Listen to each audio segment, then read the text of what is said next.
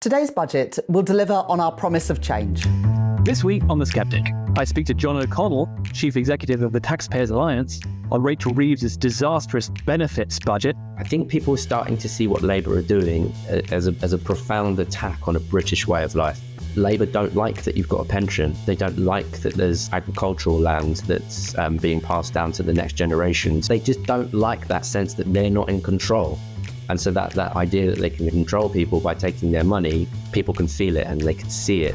And for our premium subscribers, I speak to Dr. Tilak Doshi, the Daily Sceptic's environment editor, on how COP flopped. Yeah, I think it was pretty much a flop, full of diplomatic contortions, procedural chaos, and a mishmash of futuristic policy statements. Hello and welcome to episode 60 of The Sceptic, the Daily Sceptic's weekly podcast. I'm your host, Laurie Wastell, an associate editor at the Daily Sceptic. Now, so that we could bring you a reaction to the budget, as you can see, I'm not in the studio this week. I'm very pleased to be joined down the line by John O'Connell, who is the Chief Executive of the TaxPayers Alliance. Welcome to The Sceptic, John. Well, thank you for having me. Yeah, very good to have you here. And well, plenty to get into in the budget today, what it means for the economy, what it means for taxpayers, John. But I suppose let's just start with that astonishing, almost farcical leaking of the details of the budget around an hour before it was delivered by Chancellor Rachel Reeves yesterday. And so this was, of course, by the Office for Budget Responsibility, which is supposed to be the fiscal watchdog that lends Treasury announcements extra soundness and credibility. So, well, what did you make of that, and how damaging was it? Yeah, it's pretty extraordinary. In years past, that would be deemed sacking offence for somebody. This is market-sensitive information. It's very important that people understand the gravity of that. It's, if somebody quick and smart got wind of that, they could have made quite a bit of money. So there's a reason that these things are held back and kept on ice until the Chancellor stands up and makes his or her announcements. And yeah, it was a bit of a car crash watching it unfold. So I think I then started to hear on the old WhatsApp group started to pop off quite a bit with people coming up with quite interesting conspiracy theories. And did they do this on purpose? You know, they didn't. They were worried that perhaps that the markets would respond badly to the budget, so they didn't want a screenshot of Rachel Reeves with the market tickers underneath her. I'm not sure about that. It just seems like simple error. And also the look on the Chancellor's face did suggest it was something that she knew nothing about. Of course, the Tories went away and scribbled furiously and were able to give a very punchy response to the Chancellor's budget. I wonder whether that extra buffer of time allowed them to come up with some good lines to throw back at the Chancellor. But yeah, it's quite extraordinary, unprecedented. And yeah, it's... given the sort of terrible stage management of the budget up until the budget, it was just, the icing on the cake really for a terrible few months of, panic press conferences and, reversing decisions and all of this kind of stuff. So maybe it was just par for the course when it came to the management of this particular budget. Quite. And I suppose in some way on the day, the people that benefited the most was actually journalists who didn't have to listen to the whole speech and already had it in their lap. And of course, looking at that even our report, also the speech as well, for the key takeaways of the budget, there's a lot to talk about, but what were they for you? And I suppose who was being hit hardest, John? Well, almost everyone, unfortunately. It sort of feels like, for me, that the last budget was an attack on business and this one was more of an attack on individuals. Last year, of course, we had the employers' national insurance increase, which is eventually passed down to individuals, but at the same time felt more like with business property relief and agricultural property relief, it sort of felt like an assault on business, with this one around an assault on families, where we had a freezing of the income tax thresholds. That's obviously going to bring lots more people into tax and push people on modest salaries into higher rates of tax in quite short order. The 40% rate was obviously designed for people on good salaries, in fact, very high salaries originally. And that's sort of crept down and down such that it's now pulling people on very modest incomes into it. So that will be a huge impact. And then another one that is being talked about, but sort of flying by the wayside a bit, is the tax on salary sacrifice pension schemes. Now, the reason I'm finding this one so difficult to stomach is there's this sense that people are squirreling money away into their pensions to hide it away from the needy public services.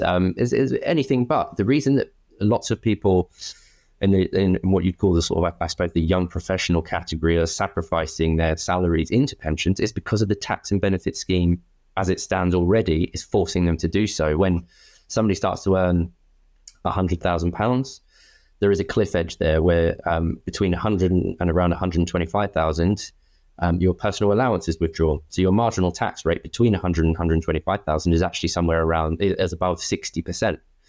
Then you've also got the free, in inverted commas, childcare, 30 hours a week that parents can use, which is on the benefit side. Now that only applies if your salary is below £100,000. Now, of course, an anomaly there is if one earner in a household is on 101, the other one's on 0, you don't get the free childcare. Whereas if one's on 99, the other's on 99, you do get the free childcare, which doesn't make sense to start with. But what it does is all of these cliff edges and the alignments between tax and benefit, it's forcing people to kick their salary into pensions. And yes, they will enjoy that later in life, don't get me wrong, and it might even be a wise decision in some regards. But for families that need liquidity, if they have any sort of purchasing decision that they want to make, that they're less liquid than they otherwise might want to be. So they're the two main sort of high impact things for individuals, and I suppose both of them are equally flagship because they break that promise of not raising taxes on working people. That's income tax going up on working people. That's national insurance going up on working people on the pension side, because that's what will be applied to pension contributions from 2029 onwards. Yeah, and people will be particularly outraged, frankly, that the taxes have gone up on working people, as you say, when a lot of the additional spending, which is actually in the budget, is going to seemingly be going on benefits. Yeah, absolutely. Uprated by more than inflation, the removal of the cap on claiming benefits for more when you have more than 2 children. It was a welfare budget for sure. It's a sort of benefits bonanza, as we called it at the Taxpayers Alliance, and it is people who are getting up off their backside and going to work every single day, running a business, maybe working in 2 jobs, doing whatever they can to provide for themselves and their families, contributing to their local community.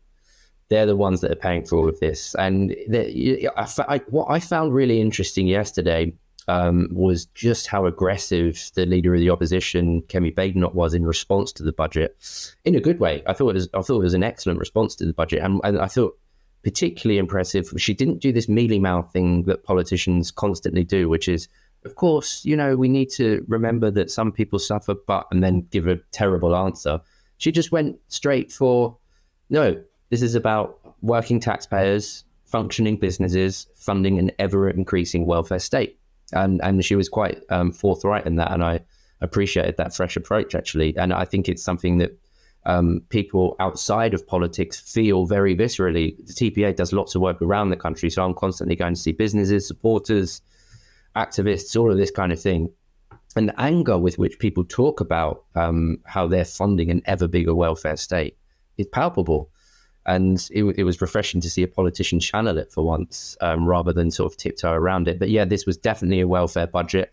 The benefits bill will be going above 400 billion by the end of the forecast period, which is absolutely enormous, an increase of over 70 billion.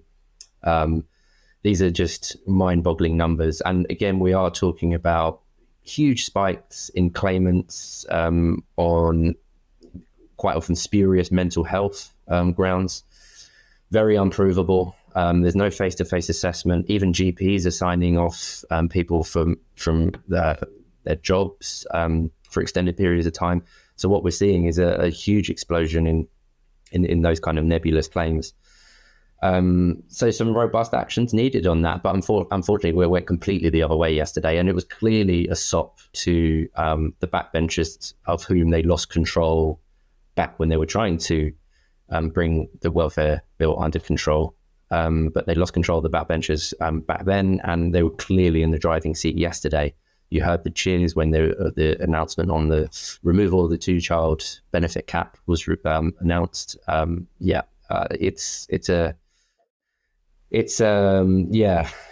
you're there's that famous meme, Nicholas 30, who is paying, working hard in a job, worked hard at their degree, and just feels like they're getting clobbered at every single stage of their life to pay for people to sit on the sofa. Quite, and it does seem to make a mockery out of that idea of Labour being the party of the working class, of constantly talking about working people in this budget and the way they advertise it. But as you say, it seems to be oriented more towards, welfare, as you say, but also actually a sop to the Labour backbenches. We know that Rachel Reeves has been wobbling quite a lot recently, as has Keir Starmer, but it's trying to shore up her position within the party, and particularly that sort of signal issue, the two-child benefit cap. Now, I suppose just give us a bit more detail about that. But again, there's a concern there that hard-working families paying a lot of tax will only perhaps be able to afford one or two children already, but they will be paying tax towards others who have had many more. You've hit the nail on the head, Laurie. The reason the cap was brought in the first place, and there's debate to be had about that specific policy to start with, but in principle, the reason it was brought in was to ensure that there was a level playing field between people who are working and raising a family and people on benefits and raising a family, in that you have to make difficult decisions. There are lots and lots of working families that can't go past two children because they just can't afford it. They can't afford a slightly bigger house. They can't afford, if they use private school, they can't afford school fees. They can't, and if they don't, then they can't afford additional school uniform and clothes and holidays and another car seat in the car. All of these things that families have to consider when they're trying to raise a family, but people on benefits previously didn't, then did, and now won't have to consider. And there are, I think it was, I saw 18,000 families that have, is it 5 or more children, who, in line to receive quite a big boost in their benefits bill. So, the principle of families on benefits having to make considerations in the same way that a working family does was a sound one. But yeah, you going back to your original point, I think it's a very interesting one that, who is Labour's constituency now? You felt like under the Tony Blair years and then beyond, it started to become less of a working class party and much more of a middle manager, professional kind of, slightly centre left kind of voters party in major urban centres, London, Cambridge, Manchester, elsewhere. Is it even that anymore? Do they speak for professionals when they're soaking them for taxes at every different turn? Probably not. It boils down to their constituency is welfare claimants now. They're losing votes to the left, to the Greens, who are promising, if you think this is socialism, wait till you see what we've got.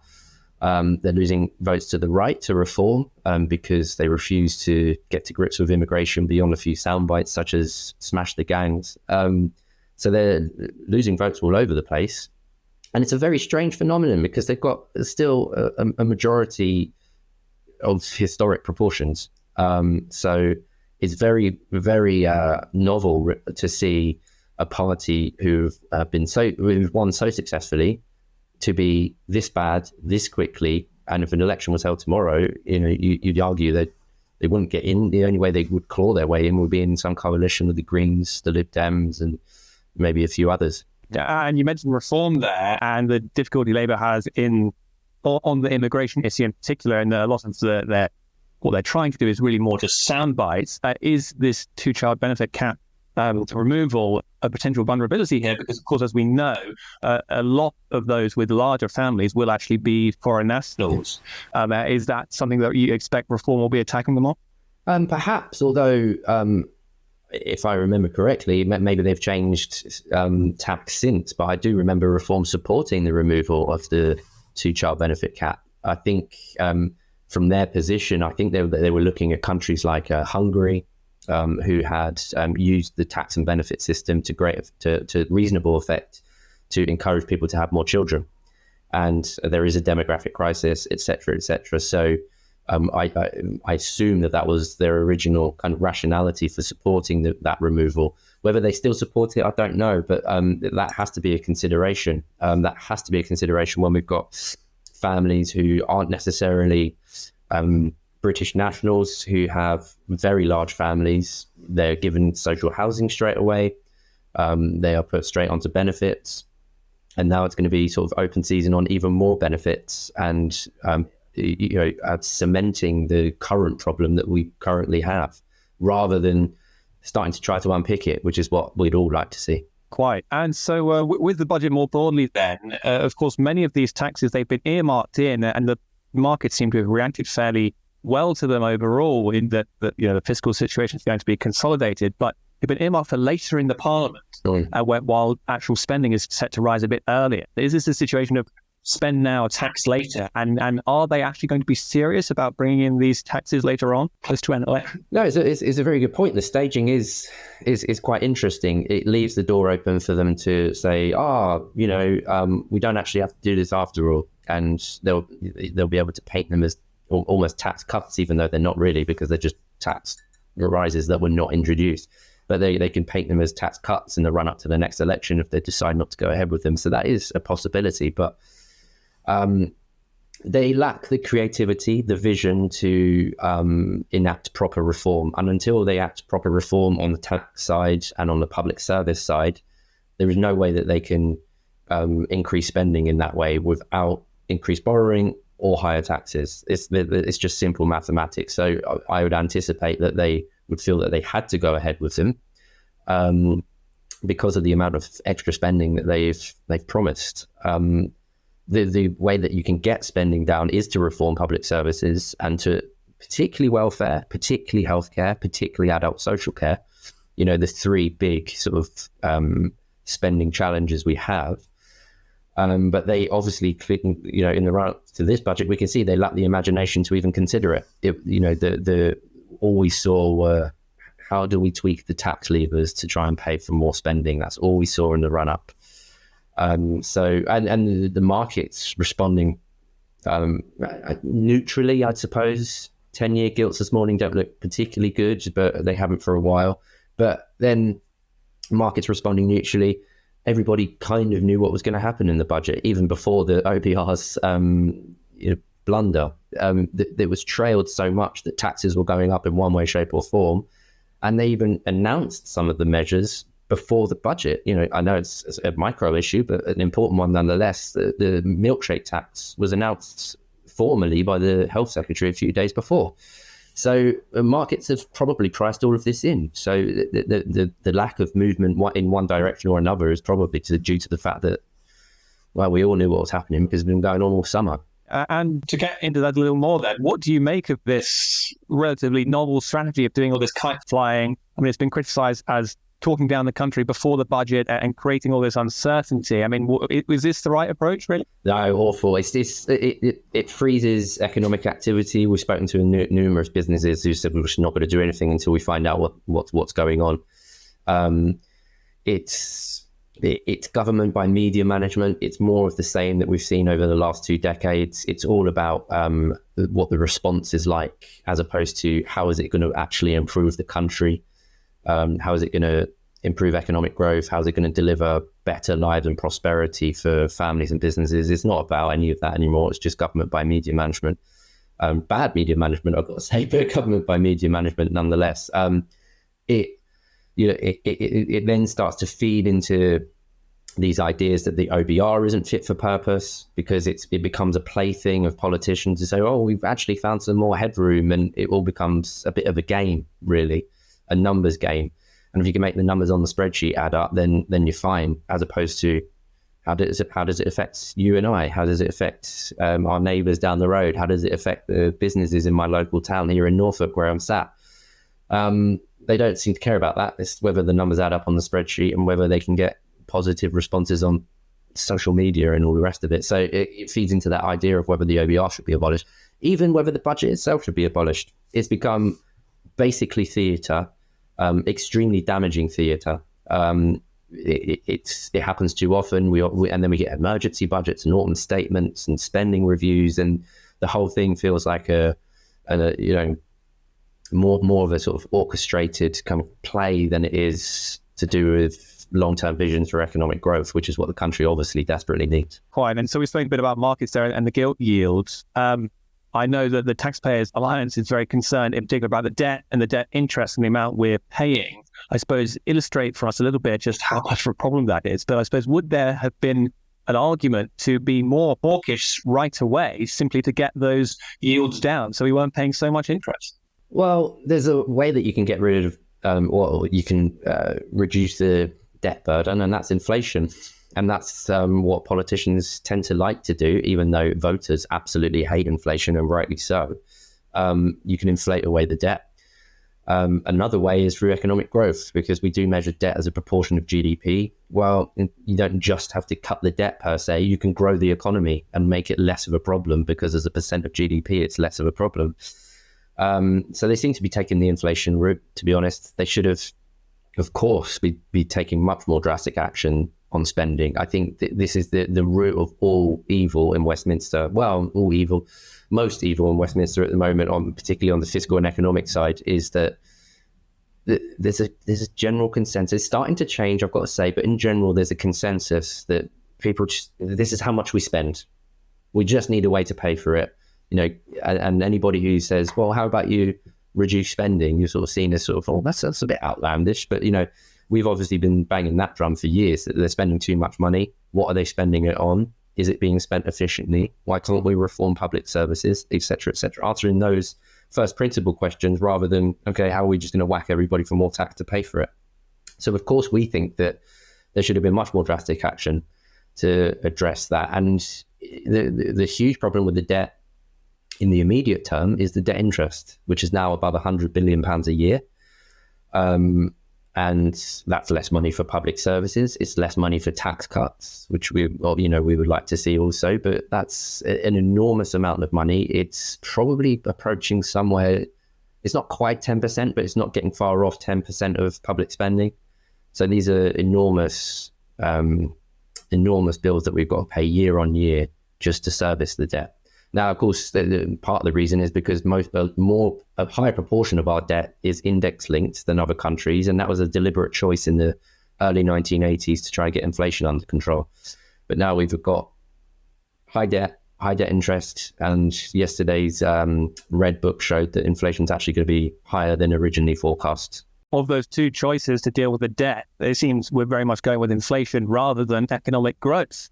Which, of course, is perhaps a surprise given last year that was all you heard about, supposedly from Rachel Reeves. Growth is our focus. That's the one thing we're laser focused on, you kept hearing. I suppose, how will this budget be for growth? Has it really got that in mind? But it seems to me there's two key issues here. There's the minimum wage hike and this environment of no productivity increases, of course. And likewise, not part of the budget itself, but the employment rights bill that's due to come in, which is also going to whack businesses with a lot of extra costs for taking on new employees. Yeah, and the growth forecast yesterday, again, were pitched lower than they were previously. And the employment rights bill was not added into the forecast at all.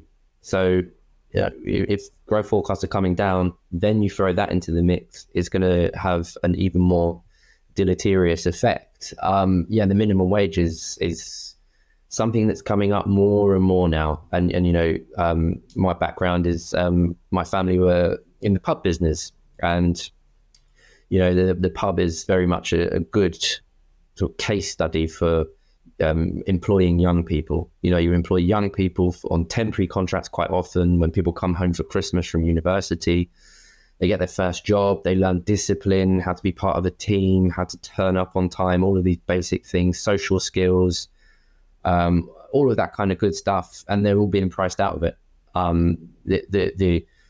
The increase in the minimum wage at such pace and speed above earnings and inflation, pitched alongside an increase in employers' national insurance and a reduction at the threshold at which it starts as well, has been hugely damaging for businesses like that, for cafes, for walk up and down a high street. They're the business that have been impacted by this stuff. So where does the growth come from? It tends to come from small businesses.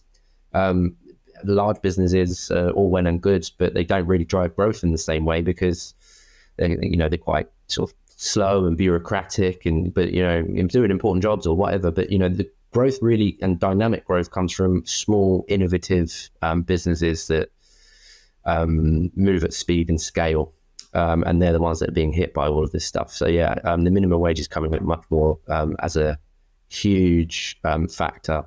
And another interesting point on the minimum wage is as an employee, if you're going to choose between two jobs, it kind of reduces that incentive to go for one that's slightly more hardworking, slightly more dynamic. You might choose something a bit slower, a bit safer.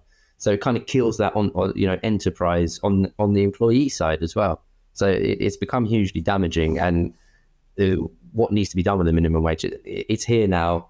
You probably can't get rid of it. So at the very least, you just need to peg it so that it only goes up with average earnings more generally, or some other metric, but it does need to be permanently pegged rather than increased so that everybody can pat themselves on the back in the House of Commons. And so, while I realize this may be a difficult question, John, but were there any positives out of this budget? Sure. Well, on Motability, which is the scheme by which you can use your enhanced personal independence payment, that's for people receiving benefit with disability, and you can use that payment to offset against having a new car. And Motability was originally for people with serious disabilities, with modified cars to help them get around, which nobody could really argue with at all. But what we see now is, of course, the TPA actually produced a big dashboard of benefit spending not too long ago, and we found cases of people claiming new cars for conditions such as tennis elbow, writer's cramp, acne, and the list goes on. And these aren't just any cars; these are Mercedes and Audi. So the one thing that she announced yesterday was to clamp down on luxury cars being claimed for. Fine, but it doesn't really address the core issue of what enhanced PIP and its link to Motability is actually for. It's much more for people who have severe physical disabilities, as opposed to what we see the scheme being rinsed for now. So that was kind of window dressing for me, albeit some step in the right direction. But 1 in every 5 new car on the road is a Motability car. That tells you what the scale of the problem is. Well, and so good to see them getting a grip on that a little bit. Yeah. So moving on, there's the tax burden overall, of course. That is an issue that people will be very concerned about. But also from an economics perspective, what you don't want is to have taxes that are too distortionary and that create perverse incentives in various different areas of the economy. And so, of some of those that have brought in, what do you think were the most distortionary and are the ones that affect things in the most perverse way? Yeah, well, anything around cliff edges is always pretty distortionary. So again, I'd go back to the salary sacrifice stuff. Anything that doesn't deal with those cliff edges completely distorts economic activity to start with.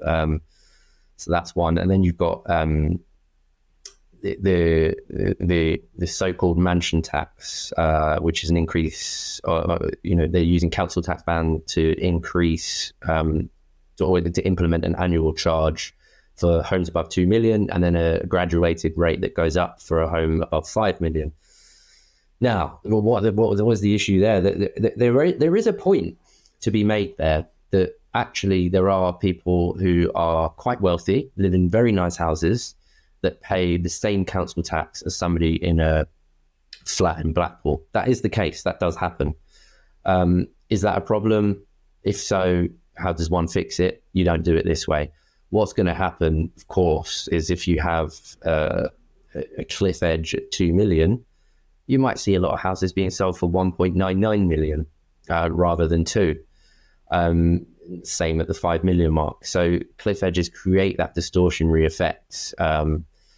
And it was the same when stamp duty was based on a slab rate rather than the graduated rate, even though the rates are far too high and should be abolished. But it used to be on the slab rate, but you used to get lots of house prices, house sales happening around those margins. And then all of a sudden somebody wants to pay 10 grand to leave the dishwasher there. Surprise, surprise. But, that creates huge distortionary effects. And there was a much more effective way to address those problems if they wanted to. But they're not really, as we've been saying all along, they're not really interested in fixing problems for the long term. They just wanted to please the backbenchers. They could say that they put a mansion tax in, that's it. And I think it's down to much more than that.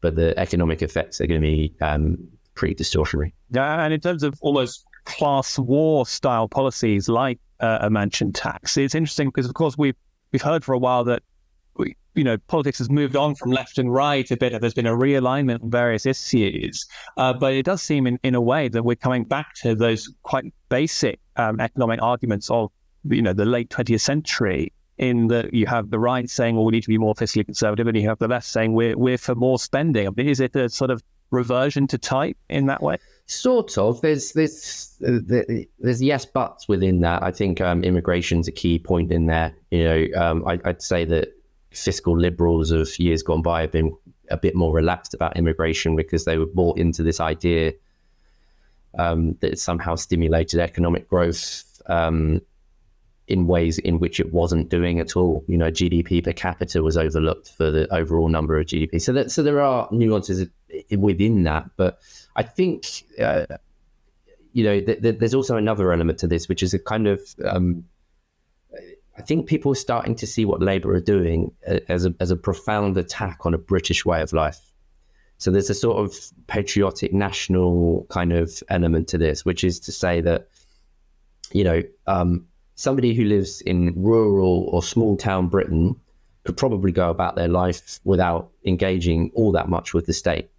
If they've got a decent job, they might put their kid through private school, they've got a decent pension, they've got a family-owned business, they might be, have some kids to pass down that business to. They basically don't engage with the state unless they get sick. Even then, they might have private healthcare. That was seen as a good British way of life, smacks of liberty, like genuine liberty, being able to live your own autonomous life, but placed within your community. That's clearly under threat. Labour don't like that. They don't like that you've got a pension. They don't like that there's agricultural land that's being passed down to the next generation to nurture and be stewards of. All for paltry incomes, by the way, in most cases. They just don't like that sense that they're not in control. And so that idea that they can control people by taking their money is people can feel it and they can see it. And it's funny, people in SW1 in Westminster, they get a shock when they go out to the rest of the country, and travel around like I do, or like our team at the CPA do. Not everybody thinks in the way that Labour backbench MPs do, should we say. There's a lot of anger out there for exactly the reasons I've just been outlining, a real fundamental attack on people's way of life and their liberty. John Connell, thank you very much for coming on The Sceptic. Well, thanks for having me. Really appreciate it. Now, this month, Brazil hosted the 30th Conference of the Parties Climate Summit, with Green Zealot delegates jetting in from around the world. But with the US not even attending, few have been paying much attention. So has COP flopped? And what does this mean for the wider net zero agenda?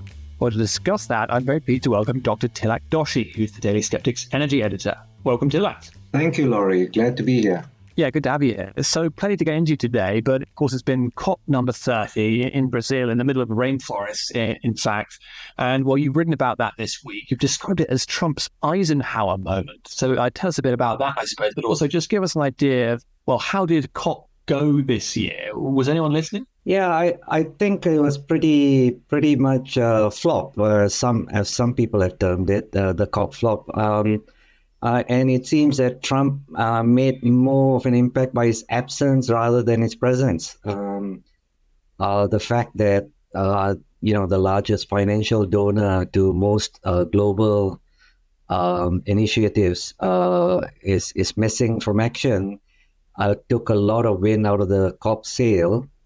And as expected, none of the usual statements of agreement were convincing, or there was hardly much agreement on any actual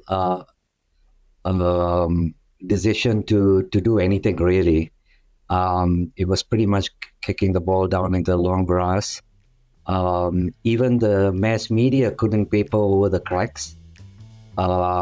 Politico put a spin in saying that the fact that the US wasn't there allowed the petrostates and some of the BRICS countries. That's the end of the free part of the podcast. If you'd like to listen to the bonus interview, you'll need to become a regular donor to the Daily Sceptic. For as little as £5 a month, not only will you be able to watch or listen to the whole podcast, you'll also be able to access articles behind our paywall and join our discussion forum on Discord, where you'll have an opportunity to discuss the latest content on the Daily Sceptic with other donors, members of the editorial team, and some of your favourite contributors. Once you've become a donor, log in to the Daily Sceptic using the same email, and you'll find a link to the premium version of the podcast on the homepage, including instructions about how to listen to it on your favourite podcasting app. Remember, you can access all this bonus content for as little as £5 a month. Just go to dailyskeptic.org/donate.